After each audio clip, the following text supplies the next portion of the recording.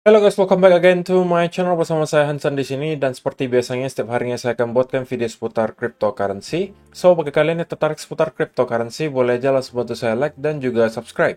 Jangan lupa juga untuk hidupkan lonceng notifikasinya supaya kalian nggak ketinggalan update terbaru seputar cryptocurrency. Oke, pada hari ini guys, kembali kita akan bahas seputaran Bitcoin dan seperti biasa kita bakal mulai dari CoinMarketCap terlebih dahulu. Per hari ini secara global market cap crypto berada di angka 1,07 triliun dolar atau naik sekitar 0,16%. Nah, Bitcoin sendiri di angka 23.500-an, Ethereum 1.648, BNB 299, XRP 0,37, Cardano 0,35, Dogecoin 0,081, dan Polygon Matic ada di urutan ke-9 dengan harga 1,22 dolar. So, per hari ini kita melihat market dalam keadaan yang mix, bagian ada yang hijau, ada juga yang merah, walaupun kenaikan dan penurunannya itu nggak terlalu signifikan guys, hanya kurang lebih 0, sekian persen hingga kurang lebih 1%. So, itu adalah outlook sementara dari beberapa top coin yang ada. Untuk video hari ini kita bakalan bahas kenapa menurut saya bulan Maret ini kita akan melihat volatilitas yang cukup tinggi di market cryptocurrency. Jadi langsung aja kita mulai dari berita dan data yang pertama. Oke guys, pertama, keesokan hari atau hari Jumat besok, kita akan melihat Bitcoin option expiry dalam jumlah yang cukup besar, yaitu adalah 710 juta dolar. Sehingga sekali lagi, ketika hari Jumat nanti datang, teman-teman yang merupakan short term trader, terlebih lagi scalper, harus hati-hati dan waspada, karena dengan adanya angka yang sebesar ini, kemungkinan kita akan melihat pertarungan gitu ya, antara para whales untuk membuat harga sesuai dengan keinginan mereka. Jadi akan ada pergerakan yang mungkin sedikit zigzag, dan itu kadang-kadang akan bisa meliquid orang-orang yang memakai leverage yang terlalu besar, terlebih lagi kalau misalnya scalping. Gitu ya. Jadi ini hanya untuk reminder saja untuk kalian bahwa kita sudah mendekati hari Jumat dan ada Bitcoin option expiry yang cukup besar. Tetapi bukan soal itu guys yang menurut saya akan membuat bulan Maret ini akan volatil di market cryptocurrency.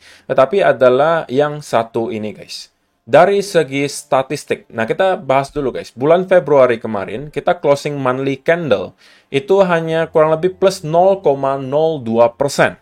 Oke, ini adalah angka terkecil yang bisa saya temukan di Bitcoin monthly return guys. Alias, dalam satu bulan terakhir itu di bulan Februari, kita itu closingnya persis sama dengan di bulan Januari. Tidak ada kenaikan, tidak juga ada penurunan. Ya ada kenaikan pun cuma 0,02%. Lalu kesimpulannya datang dari mana bahwa kita akan melihat bulan yang volatil di bulan Maret? Yaitu adalah dari segi data statistik, guys. Oke? Maksud saya apa? Nah, kalau misalnya teman-teman, guys, melihat dari data 2011 hingga 2023, setiap kali kita melihat ada closing bulanan itu, angkanya cuma 0, sekian persen, itu biasanya kemudian diikuti bulan berikutnya yang angkanya sampai puluhan persen. Contohnya seperti apa? Oke, kita cek.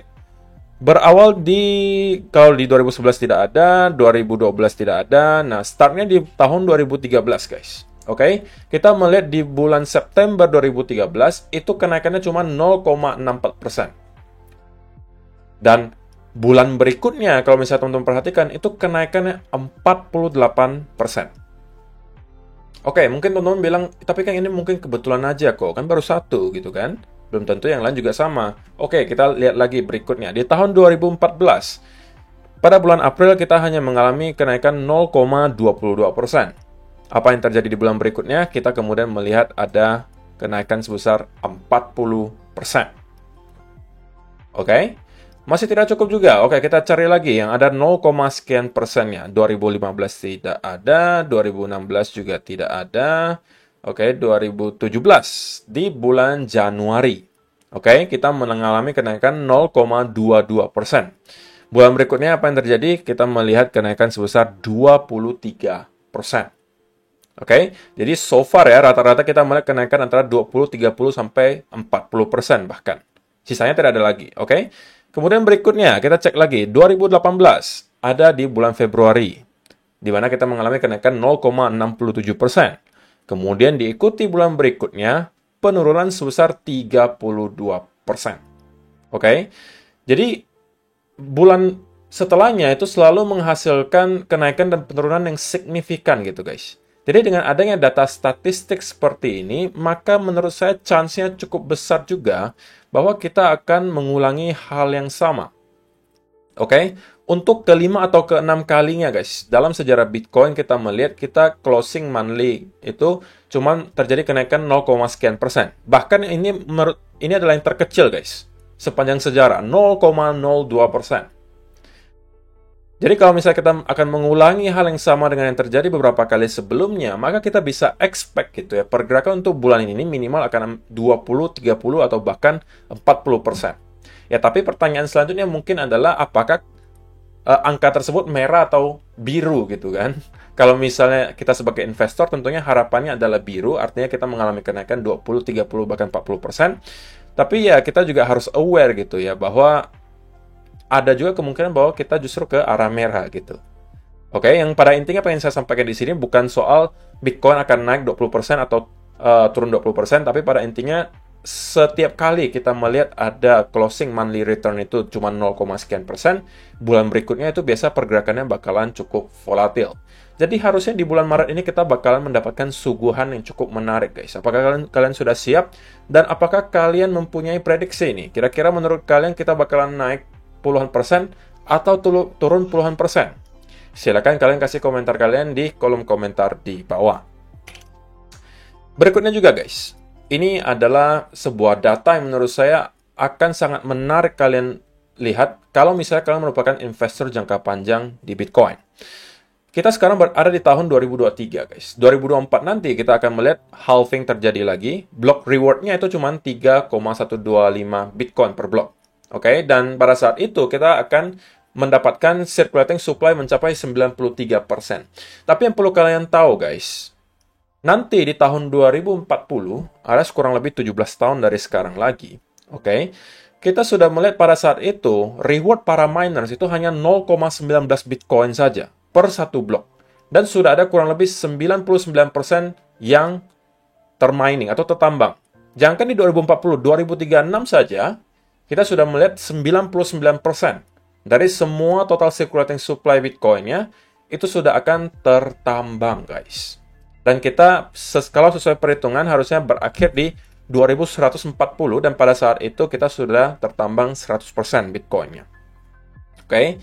Ya, ini sekali lagi adalah teori simple supply and demand, guys.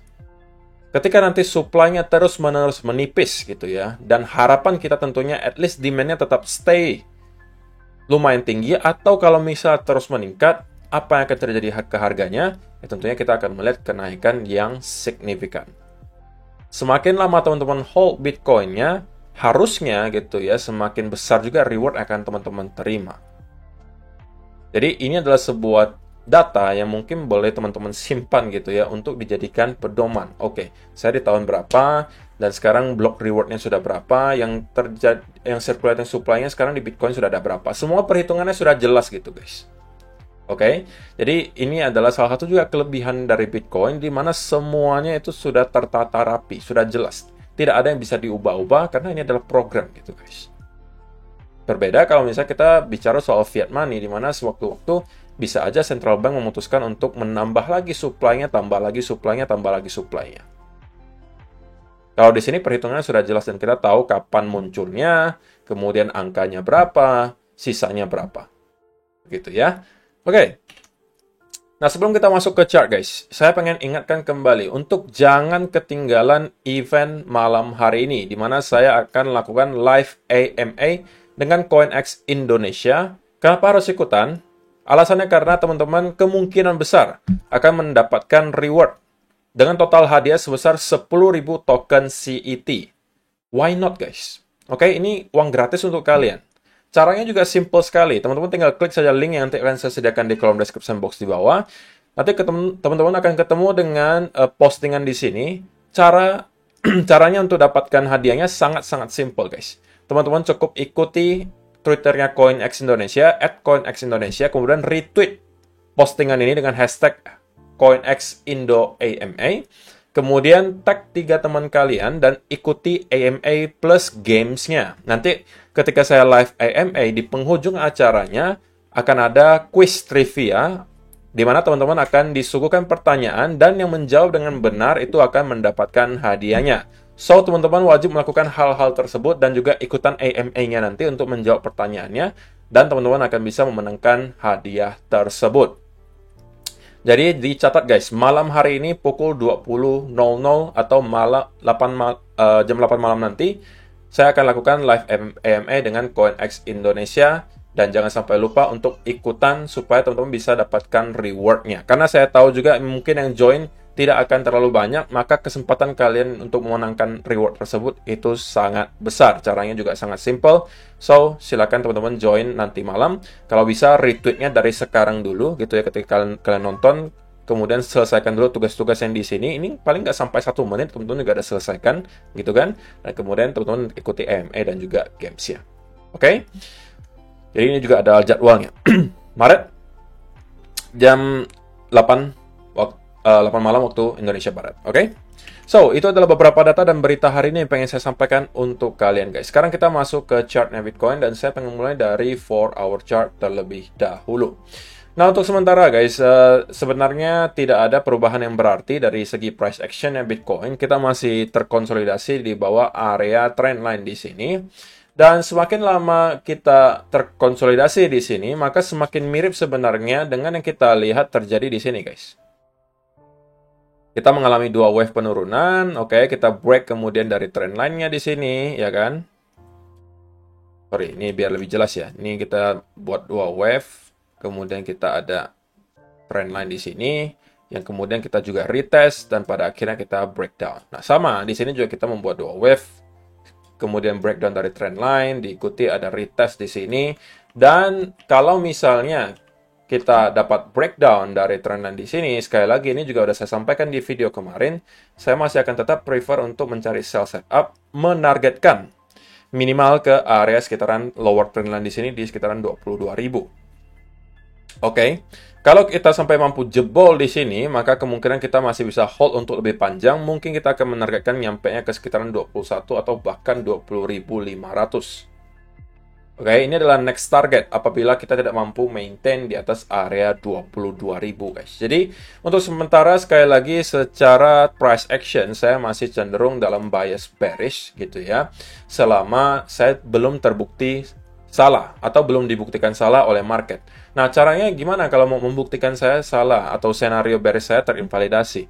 Adalah dengan cara kalau misalnya kita kemudian mendapatkan push di sini yang cukup deras gitu ya, disertai ada bullish continuation pattern, maka senario di mana kita akan kemudian move lower menuju ke area trendline, ini kemungkinan sudah terinvalidasi. Tapi sebelum hal tersebut terjadi, saya masih stick to the plan dan stick to the scenario di mana saya merasa bahwa ini semuanya hanya adalah konsolidasi yang kemudian akan menyebabkan kita membuat satu drop lagi ke bawah menuju ke area minimal trendline di sini. Oke, kalau misalnya teman-teman yang kemarin agresif mungkin masuk ketika retest di sini, atau mungkin teman-teman masuk karena ada potensial head and shoulder di sini, ini juga bisa gitu ya. Dan kalau misalnya teman-teman yang lebih konservatif, mungkin harus menunggu breakdown dari trend line-nya sebelum teman-teman memutuskan untuk masuk ke sell setup tersebut. Oke, jika ini terjadi, kita breakdown dan kemudian consolidate. Ini bisa teman-teman manfaatkan, protect diri kalian di atas area di sini, dan kalian bisa menargetkan di sini. Oke, jadi ya ini harusnya trade dengan kurang lebih 2 atau 3 banding 1 secara risk and reward-nya. Jadi ya itu harusnya oke. Oke, so saya rasa itu saja sih yang perlu saya sampaikan untuk video hari ini guys. Sekali lagi terakhir, jangan sampai teman-teman lupa untuk ikutan AMA malam hari ini, karena saya pengen viewer saya lah yang menjadi pemenangnya, bukan member dari CoinEx gitu guys. Jadi teman-teman kalau misalnya tertarik untuk menjadi pemenang, total hadiah 10.000 token CET, silakan ikutan live AMA malam hari nanti pukul 20.00 waktu Indonesia Barat. Linknya sudah ada di kolom description box di bawah. Oke guys, terima kasih yang sudah menonton sampai selesai video hari ini. See you in the next video guys. Bye-bye.